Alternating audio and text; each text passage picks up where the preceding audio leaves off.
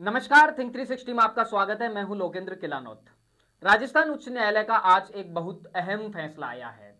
आपको याद होगा 13 मई 2008 की वो तारीख जब एक दो नहीं बल्कि 8 धमाकों से गुलाबी शहर लहूलुहान हो गया। सीरियल ब्लास्ट, जिसे जयपुर सीरियल ब्लास्ट के नाम से जाना जाता है, उसके आरोपियों को, 4 आरोपियों को राजस्थान उच्च न्यायालय ने आज बरी कर दिया है। यह फैसला बहुत से सवाल खड़े करता है। जो जांच थी इस पूरे मामले की, उस पर प्रश्न चिन्ह जरूर लगाता है। लेकिन उससे पहले उस पूरे जो पूरा मामला था, जो सीरियल ब्लास्ट था, उसको कवर किया था जो हमारे वीडियो जर्नलिस्ट हैं गणेश यादव। उन्होंने अपनी आंखों से उस पूरे मामले को देखा था। तो मैं एक बार गणेश को बुलाऊंगा कैमरे के सामने। उस वक्त वो कहाँ थे और उनका जो कैमरा था, उसने पूरे जो सीरियल ब्लास्ट था जयपुर का, उसको कवर किया था। गणेश जी, आपका लंबा अनुभव रहा है पत्रकारिता में। कैमरे के पीछे से आपने बड़ी घटनाओं को कैद किया है। जयपुर सीरियल ब्लास्ट जब हुआ तो उसके बारे में, उस घटना के बारे में थोड़ा सा बताइए। आप कहाँ थे, कैसे पता चला, वहां गए तो? लोकेंद्र जी, वो ऐसा था मामला, उस टाइम में क्या ड्यूटी फ्री ऑफ करके मैं घर चला गया था। घर ऑफिस से मेरे पास फोन आया कि ऐसा ब्लास्ट हो गया कि वापस आपको तुरंत आना पड़ेगा। तुरंत मैं जैसे भी था स्थिति में, जैसे ही भगा तुरंत। फिर वहां से मैं सांगनेरी गेट गया। अच्छा। तो वहाँ उस टाइम वहां से लोगों से बात करी, देखी। इतना दर्दनाक हादसा था कि अपनी जैसे कि रूह कांप जाती है देखते ही, हालत देखते ही। क्यों वहाँ लोगों से पता करा, जब वहाँ के यहाँ आरती चल रही थी, हनुमान जी का सांगनेरी गेट पर मंदिर है, चांदपोल जो सांगनेरी गेट पे। अच्छा। वहां पे आरती चल रही थी। आरती जैसे खत्म हुई तो तुरंत एकदम से कोई साइकिल पे कोई एक थैला था, थैले के अंदर बताया लोगों ने कि थैला था, इस तरह से एकदम से वो विस्फोट हुआ। तो वहां पे फिर एक के बाद में एक दूसरा विस्फोट हुआ। फिर थोड़ी देर बाद में सूचना मिली कि चांदपोल के अंदर हनुमान जी के मंदिर के बाहर भी इस तरह का कोई मामला हो गया। वहां पर भी देख, फुटपाथ पे जो भिखारी बैठे रहते हैं वहां पे, उनमें से कम 8-10 भिखारी थे, सारे के सारे खत्म हो गए। और जो कई दर्शन करने आए थे मंदिर में, उनसे भी कई भीड़ भाड़ रहती है उस वक्त वहां पर। शाम के टाइम वहां भीड़ भाड़ रहती है, आरती का टाइम रहता है। सांगनेरी गेट हो चाहे चांदपोल मंदिर हो, तो वहां पे ऐसे किसी का कोई हाथ पैर सब ऐसा अलग, ऐसे एक दृश्य इस तरह का भयानक था कि कोई भी देखेगा ना, कोई कमजोर दिल वाला तो उसके हार्ट अटैक भी तो आ आप सकता है। सबसे पहले कहाँ पहुंचे उस समय? मैं सबसे पहले सांगनेरी गेट पहुंचा। मैं सांगनेरी गेट पर देखा तो वहां एक पतासे वाला थैला लगाता था। उसकी पतासियां जैसे बिखरी हुई थी। उस आदमी के ऐसे छींचड़े उड़ गए थे कि उसको समेटना भी बड़ा मुश्किल हो रहा था पुलिस के लिए भी। पुलिस के लिए वहां पे एक बड़ी बहुत चुनौती थी उस टाइम कि किस तरह से इसको समेटें, किस तरह से क्या करें। फिर उसके बाद में मैं SMS हॉस्पिटल गया। ठीक है। SMS हॉस्पिटल में इतनी भीड़ लग रही थी जबरदस्त। मरीजों को ले जाना, एम्बुलेंस का दो 3-4-5 को एक साथ लेके जाना। और फिर वहां की मैं एक जनता की एक अच्छी बात मानता हूँ, वहाँ जैसे ही अनाउंस किया कि यार ब्लड की लोगों को जरूरत हो, तो ऐसे हुजूम उमड़ा वहां पे। ऐसे मैच में वहां जगह नहीं थी पैर रखने की भी। जैसे ब्लड देने वालों के ऐसे जैसे कंपटीशन होता है, जैसे वो इस तरह से लोगों ने खूब दिल के खोल के यानी ब्लड दिया, यानी लोगों के एक समाज सेवा काम किया कि अपने का परिवार हो, चाहे किसी गरीब का हो, चाहे किसी का हो, बिना सोचे कुछ तरह उन्होंने आराम से खूब ब्लड दिया। फिर उसके बाद में वहां का दृश्य देखने के बाद में फिर मैं गया चांदपोल बाजार में। चांदपोल बाजार में भी वही स्थिति थी जो सांगनेरी गेट पे थी। फिर थोड़ी देर बाद में वसुंधरा जी का सरकार थी उस टाइम, वसुंधरा जी आई, दौरा करी। उन्होंने देखा, मौका मुआवना किया, पुलिस जो भी थे उनके अधिकारियों से उनसे बातचीत की, सारी चीज की। फिर वहां पे थोड़ी देर में सूचना मिली कि एक बम और है। तो वो उसने क्या, वो समय पर दस्ता पहुंच के उसने कंट्रोल कर लिया उसको, दस्ते को। नहीं तो वो एक और बड़ा हादसा हो सकता था। ऐसा करके जगह जगह 8 बम ब्लास्ट हुए थे उस टाइम। 9 होने थे, पर एक पुलिस ने अपने कर लिया होता उसको। तो धन्यवाद गणेश, आपने अपना आंखों देखा हाल उस सीरियल ब्लास्ट से बताया। राजस्थान उच्च न्यायालय का आज जो फैसला एक लंबे अरसे बाद इस पूरे मामले पर आया है, उस पर मुख्यतः बात करने के लिए प्रदीप बिदावत हमारे साथ जुड़ेंगे। मैं प्रदीप को इनवाइट करता हूं। उन्होंने इस तरह के बहुत से केस पर एक स्टडी की है, बहुत से इस तरह के केस को कवर किया है। प्रदीप जी, जिस तरह से एक लंबे अरसे बाद देखो, ये जो फैसला है 2019 में लोअर कोर्ट ने फैसला दिया था, जिसमें 4 आरोपी, जिसमें से एक जुवेनाइल था, यानी कि घटनाक्रम के वक्त उसकी उम्र 16 साल थी, इन चारों को फांसी की सजा सुनाई। और ये फैसला देश के इतिहास में एक नजीर है, एक ऐसी नजीर है जो उस व्यवस्था पर कालिख पोतती है जो कानून को फैसला देने का आधार तय करती है। जी। अर्थात उन लोगों की इसमें इतनी नेग्लिजेंसी है जो जांच करते हैं। 3 अधिकारियों का कोर्ट ने नाम लेके कहा है, जिसमें एक रिटायर्ड आईपीएस हैं महेंद्र सिंह चौधरी, ठीक है, एक राजेश नैन जो कि अभी आईपीएस बन गए हैं, और एक जय सिंह करके अधिकारी और हैं। इन तीनों पर कार्रवाई आरोपित करने की बात कही है, और जिस घटिया तरीके से जांच की गई है, सबूत तक कलेक्ट नहीं हुए हैं। मैं आपको बता दूं, इस पूरे केस को हम लोगों ने खूब स्टडी किया। तो एक अभी हमारे कुछ दिनों पहले एक मित्र हमें मिले थे कि उस मामले में कोई फैसला आने वाला है बताया जा रहा है, लेकिन पैरवी बहुत कमजोर है। 2008 में जब ये घटनाक्रम होता है 13 मई, 13 मई याद रखने लायक बात है, क्योंकि उस समय देश में सीरियल ब्लास्ट का एक सिलसिला था। उन्होंने 16 दिसंबर चुनी, उन्होंने 26 जुलाई चुनी, उन्होंने 26 नवंबर चुनी। ये तारीखें क्यों थी? 26 नवंबर हमारा संविधान लागू हुआ था। 16 दिसंबर जब हमने पाकिस्तान से बांग्लादेश को अलग किया था। 13 मई इसलिए थी कि भारत ने परमाणु परीक्षण पोखरण, यानी कि राजस्थान की धरती में 2-3 परमाणु परीक्षण, टोटल जो कि 5 परीक्षण हुए थे, जुड़ी हुई है। नहीं, वो लोग एक मैसेज देना चाहते थे इस देश को, और एक ऐसा वो देना चाहते थे कि आतंक में पूरा देश डूब जाए। लेकिन यह जज्बा जो था वो लोगों का जज्बा था, जैसा गणेश जी ने बताया कि लोग सीरियल ब्लास्ट होने के बावजूद, कोई संख्या तय नहीं थी कि 9 ही बम हैं, 8 फट चुके थे। 9वां हनुमान जी के मंदिर के पास जो बॉम्ब स्क्वाड है उसकी बहुत बड़ी भूमिका रही। 40 मिनट में उन्होंने डिफ्यूज कर लिया उस बम को ढूंढ करके। तो ये वसुंधरा राजे की सरकार थी, यानी बीजेपी की सरकार थी। कब? जब एविडेंस कलेक्शन होते हैं और ट्रायल के वक्त सरकार बदल जाती है। तो पैरवी में सरकार निश्चित तौर पर कमजोर रही है। सरकार इन द सेंस कि जो कानून व्यवस्था है वो राज्य का विषय है जी। और कोई सरकार रही हो, भारतीय जनता पार्टी रही हो या कांग्रेस रहा हो, जयपुर का दिल बुरी तरह से छलनी हुआ था। इस फैसले ने उन लोगों को बरी तो कर दिया है सबूतों के अभाव में, और सबूतों का जो सीरियल और उसका जो तरीका होना चाहिए था उसको बहुत घटिया तरीके से प्रस्तुत किया है। तो मुझे इलाहाबाद हाईकोर्ट के जस्टिस एएन मुल्ला की टिप्पणी एक बार फिर से याद आती है कि भारतीय पुलिस पढ़े लिखे डकैतों का समूह है, और जयपुर पुलिस का पूरा नाम बदनाम हुआ है। राजस्थान पुलिस ने कई ऐसे केसेस में भारतीय पुलिस की मदद की है, चाहे वो 1992 का बॉम्बे बम ब्लास्ट हो, मालेगांव के धमाके हो, या यहाँ पर जो दिल्ली में बाटला हाउस एनकाउंटर से इसके तार जुड़ते हैं। याद है, अभी राजस्थान पुलिस के एक बहुत होनहार अधिकारी का इंटरव्यू में देख रहा था, उन्होंने कहा था कि राजस्थान पुलिस की जिस तरह की कमांडो ट्रेनिंग है और जिस तरह की दूसरी ट्रेनिंग राजस्थान पुलिस की होती है वो पूरे देश में फॉलो की जाती है, और राजस्थान पुलिस की बहुत सी चीजों का कोई सानी नहीं है। इस मामले में आप देखेंगे लोकेंद्र जी की सितंबर में बाटला हाउस एनकाउंटर होता है जिसमें इंस्पेक्टर मोहनलाल शर्मा की हत्या हुई, उस पर बाद में फिल्में भी बनी। उसमें एक आरोपी पकड़ा जाता है और वो जयपुर के इन सिलसिलेवार धमाकों की कड़ियां खोलता है। और पुलिस जो एविडेंस कलेक्शन बता रही है वो सितंबर से पहले का बता रही है, जैसा इस फैसले में आया है। तो बहुत हैरत की बात है कि आपके पास आपको लीड उस वक्त मिल रही है प्रॉम्प्ट, जो छर्रे लोगों के शरीरों से निकाले गए हैं, और जो आप कलेक्शन जहां से खरीदना बताया वहां वाले छर्रों को जब मैच कर रहे हैं, एफएसएल में मैच नहीं कर रहे। तो साक्ष्यों का इतना मिसमैचिंग, और इतना जिसको मारवाड़ी में एक कहते हैं धुप्पल चले हैं बिल्कुल, या आंधी का जागरण एक कहते हैं कि कुछ भी चलाओ। 71 लोग मरे हैं, पौने 200 से ज्यादा लोग घायल हुए हैं। वो लोग, उनको उस टेरर से निकलने में, जयपुर को टेरर से निकलने में सालों लगे हैं, और जयपुर एक बार फिर से अवसाद में जाने की स्थिति में इस फैसले के बाद आने जैसी स्थिति उन अधिकारियों ने या उस जांच व्यवस्था ने की है।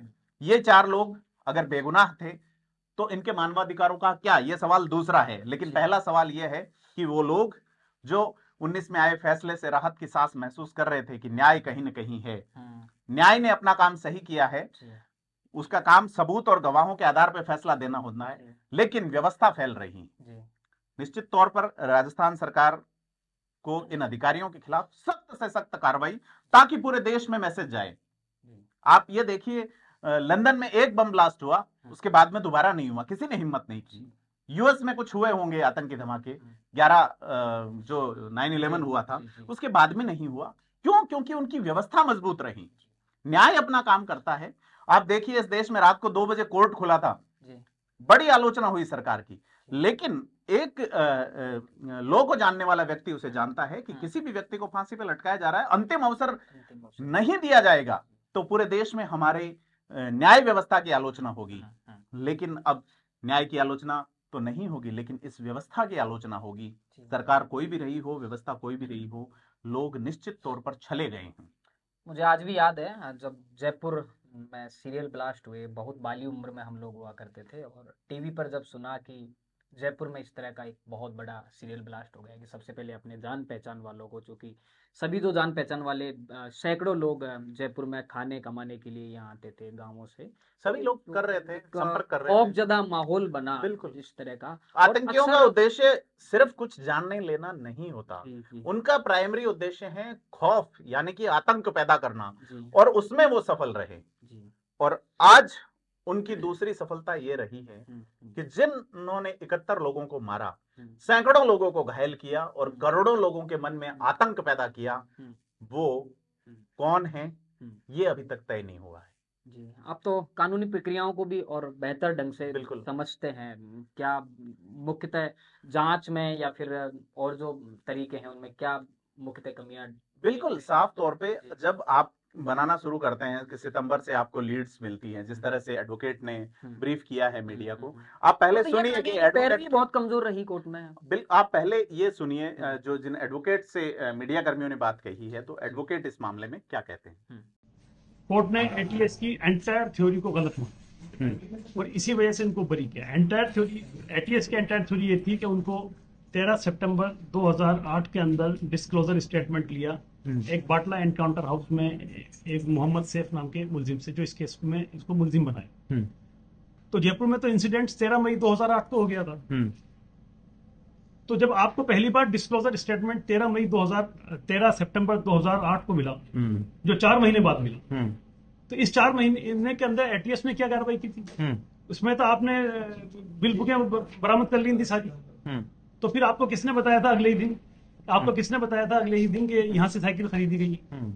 कोर्ट ने यह भी कहा कि जो बिल बुकें पेश की गई हैं, जो बिल्स पेश किए गए हैं साइकिल खरीदने के, उन पे जो फ्रेम नंबर है, वो फ्रेम नंबर जो साइकिल सीज की गई है उससे मैच नहीं करते हैं। तो वो थ्योरी भी गलत मानी है। फोर्थ थ्योरी है कि जो जर्नी ट्रेवल का इन्होंने पेश किया है, जो स्टोरी बताई है कि साथ ये मुल्जिमान जो है 13 मई 2008 को दिल्ली से रवाना हुए, बस डीलक्स बस से आए, जयपुर पहुंचे, उनका कोई टिकट पेश नहीं किया, वो चारों हिंदू नाम से आए हैं।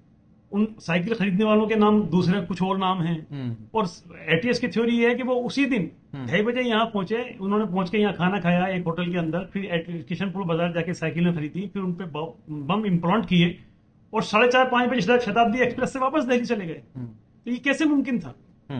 सर वो छर्रे वाली बात जिसके अंदर एफएसएल की रिपोर्ट भी मैच नहीं कर रही है। हाँ, एटीएस ने ये अपनी थ्योरी पेश करी थी कि इन्होंने बम के अंदर इस्तेमाल करने के लिए प्लेट्स, छर्रे जो हैं वो दिल्ली जामा मस्जिद के सामने एक दुकान है वहां से खरीदे हैं। तो पुलिस ने जो छर्रे पेश किए थे, वो छर्रे और बॉडी से जो छर्रे मिले, यानी कि बम में जो छर्रे इस्तेमाल हुए थे, वो एफएसएल रिपोर्ट के मुताबिक मैच नहीं करते हैं।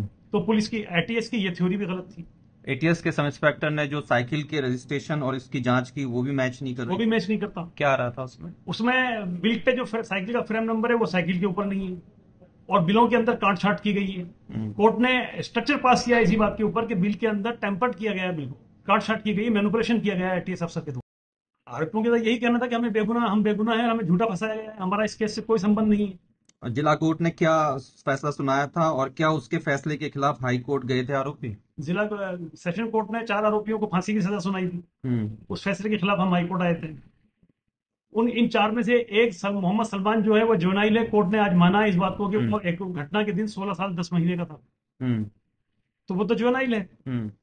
उसकी बस घटना के दिन 16 साल 10 महीने का था। और क्या इनके अलावा भी कोई केस के अंदर आरोपी है? इनके अलावा केस में कोई और आरोपी नहीं। कोर्ट ने क्या कहकर आरोपियों को बरी किया है? ये क्या प्रूव किया कि कहीं से भी प्रूफ नहीं होते हैं किसी भी चीज। कोई एटीएस जो है, प्रोसिक्यूशन और एटीएस एक भी चीज को साबित करने में नाकाम रही है। कुछ भी साबित नहीं कर सके, ना वो उनकी जर्नी साबित कर सके हैं, ना बम इम्प्लांटेशन साबित कर सके हैं, ना मुल्जिमान ने ये साइकिल खरीदी इस बात को साबित कर सके हैं, ना यही लोग जर्नी करके वहां से आए, ना वो इस बात को साबित कर सके हैं। किसकी गलती बताइए, क्या आगे कोई जांच का निर्देश दिया है कोर्ट ने? कोर्ट ने एटीएस अफसरान की मुकम्मल पूरी गलती बताई है और डायरेक्टर जनरल ऑफ पुलिस को निर्देश दिए हैं कि वो ऐसे अफसरों के खिलाफ में कार्रवाई करें, और चीफ सेक्रेटरी ऑफ राजस्थान को निर्देश दिया है कि वो इस केस के ऊपर निगाह रखें और देखें, वाच करें इसको। जांच अधिकारी को कानूनी जानकारी नहीं है, हाई कोर्ट ने ये क्यों कहा? क्योंकि वो शरारती परेड के वक्त के अंदर कोर्ट के जेल के अंदर चले जाते हैं, डिस्क्लोजर स्टेटमेंट के ऊपर बिलीव करते हैं, और दूसरे उससे 4-3 महीने पहले ही साइकिल शॉपकीपर्स को बुला लेते हैं, उनसे इन्वेस्टिगेशन कर लेते हैं। तो जब उन्हें पहली बार इंफॉर्मेशन 4 महीने बाद में मिली थी, तो 3 दिन बाद ही उनको किसने बता दिया था कि यहाँ से साइकिल खरीदी गई। हाई कोर्ट को मोटा मोटा क्या लगा जिसके आधार पर कोर्ट ने चारों आरोपियों को बरी कर दिया? हाई कोर्ट को ये लगा कि ये तो कहीं से भी मुलविस नहीं है इसके अंदर, इनको तो फंसाया गया है बाकायदा, और जिस किसी ने किया उन तक पहुंचने की एटीएस ने कोशिश ही नहीं करी, इसीलिए हाई कोर्ट ने नाराजगी दिखाई। क्या आपको लगता है कि अब सरकार सुप्रीम कोर्ट जाएगी? ये सरकार का अधिकार है कि वो सुप्रीम कोर्ट जाए। अब तक इस केस के अंदर कितने आईओज थे? 3-4 आईओज अलग अलग टाइम पे रहे हैं।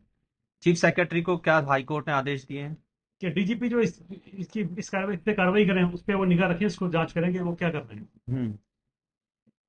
ठीक है सर। जो आरोपियों के एडवोकेट थे, जो सजा याफ्ता 4 जो फांसी की सजा पाए हुए लोग थे, उनके एडवोकेट से मीडिया कर्मियों ने बात की है, तो उन्होंने ये कहा, क्योंकि फैसला अभी हमारे पास आना है, लेकिन कोर्ट की जो टिप्पणी इतनी सख्त, अपराधी छूटते रहे हैं निश्चित तौर पर, इसमें कोई दो राय नहीं है। न्याय का एक डॉक्ट्रिन ऑफ नेचुरल जस्टिस ये भी कहता है कि 100 अपराधी छूट जाए लेकिन एक बेगुनाह को सजा नहीं। लेकिन यहाँ मामला दूसरा है, यहाँ सबूतों या धाराओं में पेच नहीं निकले हैं, यहाँ सबूत ही ऐसे साक्ष्य ऐसे प्रस्तुत कर दिए गए जैसे कोई जल्दबाजी है। सिर्फ जल्दबाजी ही नजर नहीं आती, बहुत सारी चीजों की ओर इशारा होता है कि ये क्या हो गया। इस तरह से हो सकता है कि अक्सर होता है, फांसी की सजा पाए हुए लोग इस तरह से अच्छी पैरवी कर ले जाते हैं, लेकिन सबूत और गवाह इतने सख्त होते हैं। हत्यारों के साथ में नहीं, वो उम्र कैद तक हो जाते हैं, सजा कम कर दी जाती है एक आध लोग, लेकिन पूरी जो व्यवस्था है, पूरी प्रणाली, पुलिस तो सीआरपीसी पे काम करती है, उनके लिए एक प्रोसीजर कोड है, जो क्रिमिनल प्रोसीजर कोड है, उसके तहत पुलिस एक्ट पे काम होता है।